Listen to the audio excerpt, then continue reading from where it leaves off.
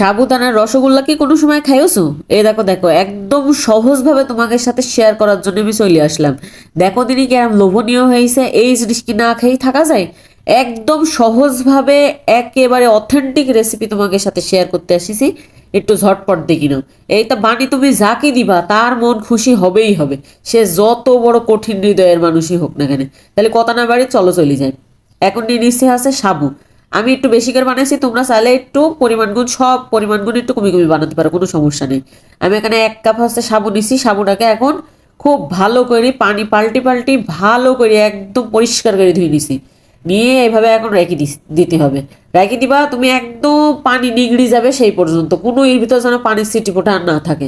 এই দেখো আমার একেবারে পানি সব ঝরে গেছে। পানিটা কিন্তু অবশ্যই ঝরিয়ে দিবা ভালোভাবে। পানিটা ঝরে নেওয়ার পরে এখন এই যে আমি আবার এই একটা মাখানোর জন্য একটা বোলের ভিতর নিয়ে নিলাম।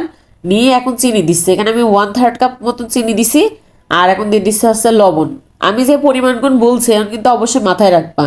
আর যদি মাথায় নাই থাকে তাহলে শেয়ার দিয়ে রাখবা, তাহলে আর ভুল হবে না রে, ঠিক আছে?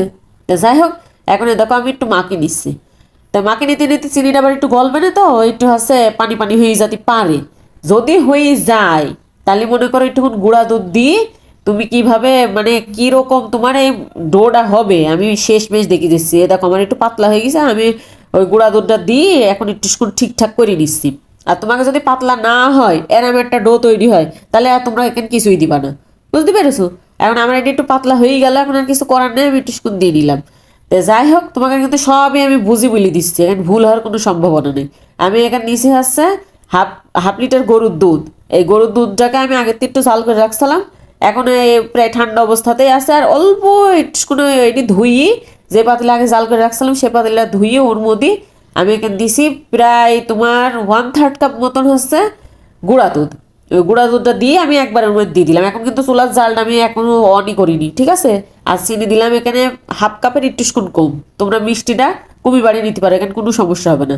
আর একটা দিলাম ফ্লেভারের জন্য তোমার এলাচ। এলাচ যদি পছন্দ না করো নাও দিতে পারো।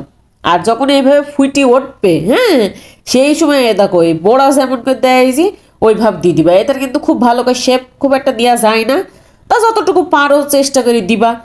এ দেখতে যেমনই হোক না কেন, দেখতেও বিরাট লোভনীয় হয়। হ্যাঁ, তো দেওয়ার পরে সবগুণ দেওয়ার পর 1 মিনিট অপেক্ষা করবা। করার পরে দেখো সব এরকম একটু সুন্দর করে নেড়ে দিবা। দিয়ে চুলার জালটা একেবারে লোতে নিয়ে আসবা। লোতে নিয়ে আসি, যতটা লো আছে তোমার চুলায় জাল, সে লোতে নিয়ে আসি। এখন দেখো ঢাকনা দিয়ে তুমি অপেক্ষা করবা। প্রায় আমি এখানে 10 মিনিট মতো অপেক্ষা করেছি। অপেক্ষা করার পরে এখন দেখো খুব সুন্দর মতো একটা কালার এসেছে। ক্যামেরাতে কট্টক আসছে আমি জানিনি, কিন্তু দেখতে যে কি সুন্দর লাগছে, মানে মনে হতেছিল কখন খাবো কখন খাবো। তোমাদের সাথে আগে সুন্দর করে সাজি গুজি না দিই তার খাতি পাচ্ছিনি। আমার ছেলেটা আবার পাশের থেকে বলছে আম্মু হয়েছে আম্মু হয়েছে। যাই হোক, এই দেখো সুন্দর করে আমি কাঠবাদাম দিয়ে একটু ডেকোরেশন করে নিলাম। এখন ডেকোরেশন করে তোমাদের আমার দেখানো শেষ। ভালো লাগলে শেয়ার করে রাখবা, যখন বানাবা তখন দেখবা আর বানাবা, কোনো রকম ভুল হবে না। সবাই ভালো থাকবা, আল্লাহ হাফেজ।